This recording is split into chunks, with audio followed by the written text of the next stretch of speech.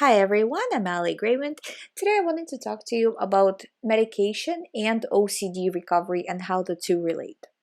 So for OCD, if you go to any psychiatrist, they will prescribe SSRI as pretty much their first kind of thought. Um, and sometimes they'll give you a line of, well, people with diabetes take medication for life, so people with OCD also take medication for life. I don't know what diabetes has to do with OCD, but that's another topic for another day. So my thoughts again are based on the fact that I have 10 years of experience talking to people with OCD. And when I say talking to people with OCD, I talk to people every single day without weekends, probably 8 to 10 hours a day, all around the world. So I have a lot of experience, and I would say 50% of my clients are taking medication, and 50% obviously are not. So, first of all, in terms of different brands of SSRIs, it doesn't really seem to make a difference what brand the person is taking in terms of its effect on OCD recovery. I don't really see a difference in terms of like this brand works better. I know some brands are more recommended for OCD, but in terms of the actual result, I actually see how those brands work, and it's not really any different. Um, now, the one thing that is different is the side effects that these medications have. The side effects are very different. Um, so you want to make sure that if you are feeling a lot of side effects from if you are deciding to take medication, which I don't recommend, and I will go over why I don't recommend it in most cases, then I'll go over that as well.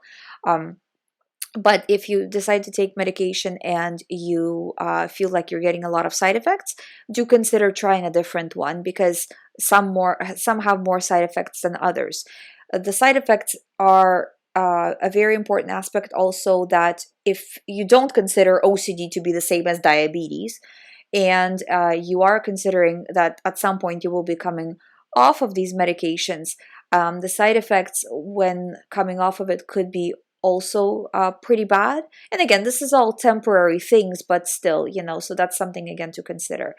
In terms of why I don't recommend taking medication for most people, first of all, again, every day I talk to people all around the world, different brands, different like of medications from different countries, different doses, all kinds of situations. And generally what I see is the effect that it has on the person is probably about 20% less anxiety at best, and zero at worst. Most are about 10. I would say 20 is like stretching it, but let's just say, so it's not going to get rid of your thoughts. The reason why I think it doesn't get rid of the thoughts, or it doesn't get rid of, say, most thoughts, is because, say, if we're talking about a general feeling of depression, or a general feeling of anxiety, or any kind of a general feeling that we want to fix, right? That's a feeling. With OCD, there is a very concrete question. The person is always asking a question, and they're trying to figure out an answer to a very specific question. So if you are taking medication, the question is still not gonna go away from your mind. And since when you start to take medication, these questions are already ingrained, it's, when you are faced with a trigger, the questions will still come up. And if you choose to do reassurance behaviors, they will continue to come up. Now, the level of the push of how much you feel you need to do reassurance and how much you can resist will change a little bit. Like I said, it's because your anxiety is a little low, or you have more of a ability to fight, but it's very marginal. And again, going back to why I don't recommend it. If you are in a situation where you're listening to my channel right now, and you are fighting, and you're able to do some exposures, If you are able to fight a little bit, I would not recommend it, because if you right now start to take medication and at the same time you're fighting OCD, when you get to say 1 out of 10 OCD, you can always say, well, maybe it was just the medication. Maybe it wasn't really any of the work I put in. Maybe just the medication started to work, and that's why I'm feeling better. You know, and then you can easily be bamboozled. I like that, using that word, by your doctor to say, well, see, it was just the medication. You should take it for the rest of your life. You know, and that's a kind of a scary possibility, because, you know, it's, to be honest with you, you know, we don't know what effects these medications have when you take them that long term, you know, besides taking something and the added cost and all of these kinds of things. You know, it's and the person might be taking them as just an unnecessary thing, you know. Just, and the reason, again, this is all my personal opinion, you know. I'm just telling you what I see. And whenever I talk to clients and they decide to come off of medication, again, on their own accord, they usually see no difference. So the usual response to me, they'll say, oh, Ali, I just got off medication, I feel exactly the same. You know, I'm at exactly the same stage of my recovery, wherever that is. You know, because usually people start to feel like they don't need it around, I would say, you know, under 5 out of 10 OCD. So 5, 4, 3 out of 10 OCD, they're like, I don't really need it, I can come off of it now. And then they come off of it and they're like, wow, I see no difference. You know, again, this is what I usually see. Now, in what situation would I recommend? And again, me recommending it, I'm not a therapist, I'm not a doctor, so I just have a lot of experience, but I'm not qualified to recommend or not recommend something. I'm just stating my opinion. But in what situations would I do it, say, on my own? Let's put it that way. Is I would take medication if I was completely unable to push. Like, I cannot make one dent in recovery. You're asking me to do an exposure, I cannot do anything, like zero. You know, in that case, maybe that 10%, maybe that 20%, 5%, whatever that medication will do, maybe it will give me enough of a push to make that first step and to start doing ERP. And again, I would be doing this temporarily, right? So that's, again, my opinion on the situation. So sometimes that little 10% is all you need to start really actively doing ERP. In terms of the different types of medications, so there is SSRIs, antidepressants, which are, and they're called antidepressants, but the name is SSRIs, right? Then there is antipsychotics. Then sometimes also doctors will prescribe just things that are not related at all, you know, like medication for bipolar, you know, who knows. So I find that those have no effect whatsoever, you know. And it's hard for me to say that SSRIs have a huge effect, but again, 10% is, you know, really nothing. 10-15% is really nothing. But in terms of antipsychotics, I would, if, you know, if you kind of listen to this and you're considering taking antipsychotic because the doctor said so, find a better doctor. That's, again, my personal opinion. But antipsychotics are nothing to mess with. SSRIs are nothing to mess with. But antipsychotics are serious medications that are used for serious conditions such as like schizophrenia, those kinds of things. You know what I mean? Where they don't do anything for OCD, and they do have huge side effects. So it's nothing to take lightly. And sometimes doctors kind of say it in a very lightly tone, but it is a serious thing even if your doctor doesn't take it as such. So that's my opinion on it. The one thing I wanted to mention is what I see a lot of the time as well, and this is going into more of my theory based on experience. So hear me out. You know, you can agree with it or disagree with it. Actually, please leave a comment, and if you are taking medication, please leave your experience below. I would love to see it. My theory is this: what I see all the time is that the person will at first feel a difference with medication, and again, not much of a difference, but they will feel it, and then that difference gets diminished. And then they go back to the doctor and say, you know what, I'm not really feeling a difference. And the doctor will say, okay, let's up your dose. And this happens to most people. This definitely, I mean, this happened to me when I was taking medication. They just kept upping and upping the dose.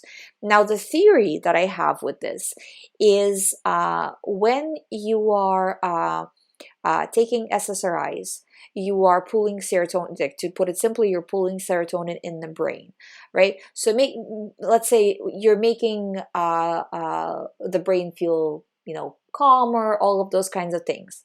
From the brain's perspective, it's like kind of like you're ignoring danger. So you're not responding to fear. You're not, you know what I mean? Like you're reducing your response to fear, to fight or flight situation. Let's put it that way. It's not exactly true, but in kind of overall sense, right?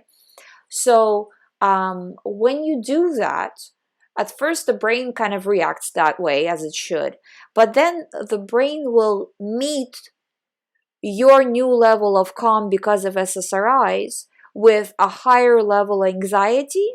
And that is what I think is happening when at first the person starts to feel better, they're doing fine, like not fine, but they're a little bit better, like I said, about 15% on average. And then they're like, oh, I'm not feeling good, I don't feel like the medication is working anymore. And I think that that's because the brain is now meeting you on that higher plane, sort of speak, on that higher level.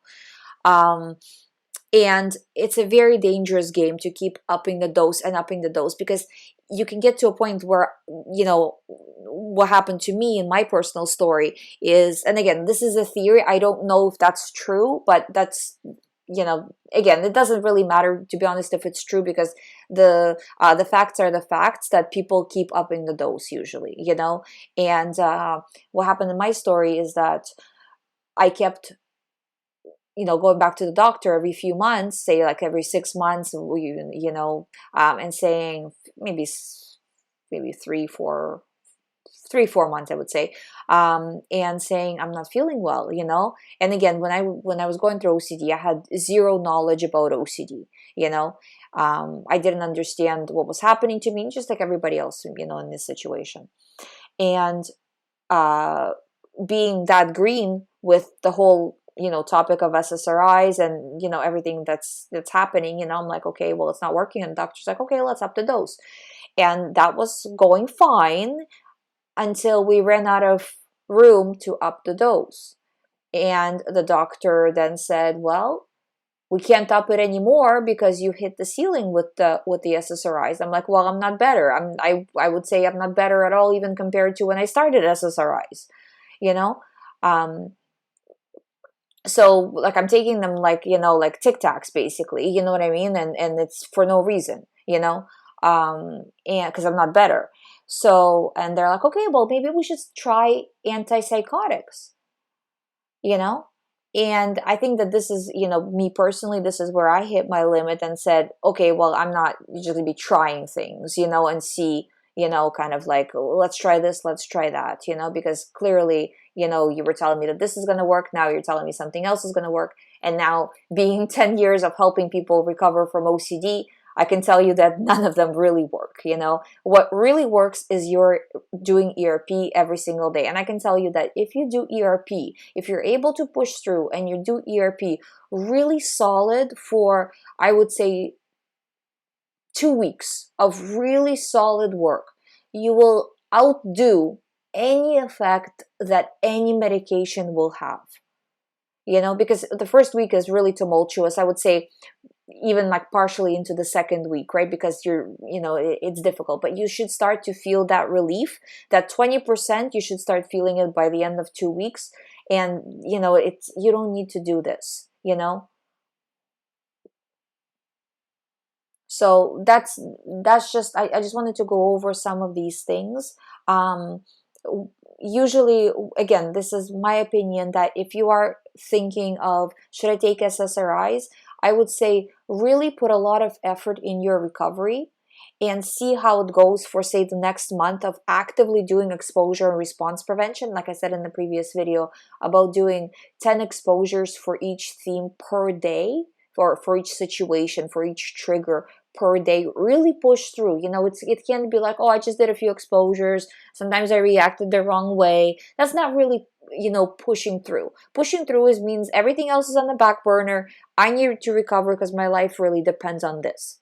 The rest of my life hinges on me recovering from OCD. So I'm just going to put this as my priority right now, And it's not really like you're taking time out of your life. You're taking a little bit of time to do exposures, but most of the time you're refocusing on real life. So you did an exposure, but then you're refocusing on real life. Or you had a thought in terms of PRO, the thought itself was the exposure. And then you're refocusing. So you're still doing daily things, but you are putting where your mind is at, and always kind of looking back and seeing, am I doing the right thing? Am I thinking the right thing? Not obsessively, but mindfully, and keeping track of, how you are responding as being the most important thing. If you do this, you will recover, And if a doctor tells you, well, no, you can't recover without a medication, then find a specialist who will not tell you that, because specialists say that you can recover without medication,